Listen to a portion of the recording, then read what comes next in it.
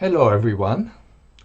So in this course I would like to help you to pass the biochemistry exam. You might be a student on dietetics, pharmacology, medicine, pharmacy, biomedical sciences, and in all of those degree courses you have to pass some kind of biochemistry exam, usually at the first year of your studies.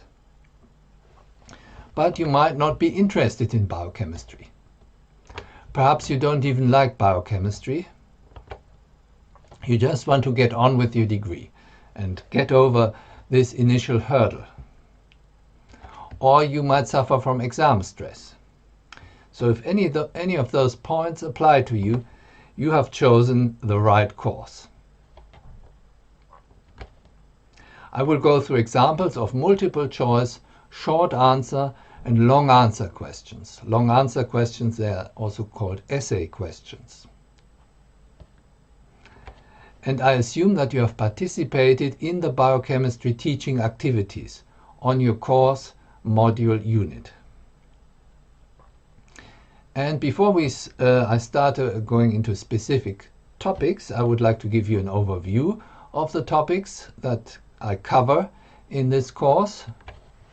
So we will cover questions from the following areas: bioenergetics, enzyme kinetics, protein structure, radioactivity. These topics 1 to 4 are somewhat related to physical biochemistry, and the other topics are about metabolic pathways: glycolysis, gluconeogenesis, glycogen, another acid cycle of the same type, fatty acid oxidation. You have been, again, the initial reaction rate V0 is plotted against the substrate concentration, P and PP, using a spreadsheet software, for example Excel. And in Excel you have the nice feature to add a trend line. And here a logarithmic trend line was added, and the equation of the logarithmic trend line, something times ln x, x stands for the substrate concentration, P and PP, what's on the x-axis, 0.008 times ln x plus 0.0174 is shown. Now identify the major error, if there is any, within this plot. Please pause the video and then I will tell you the answer.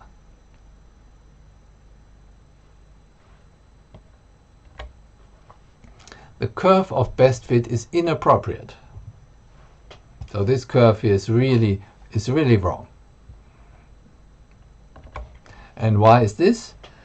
The initial rate, this follows the Michaelis-Menten equation, which is not something with ln x plus a constant, but it is y is equal to Vmax times x divided by Km plus x.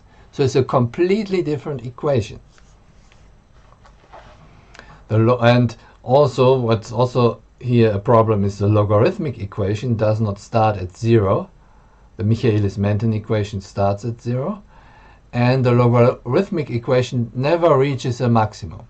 If you put in here 100,000 for x, you would never... The next question is a short answer question.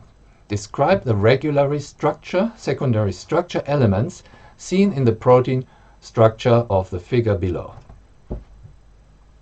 So here we have given a protein structure, the structure of the human holocellular retinol binding protein 2 in a backbone cartoon representation.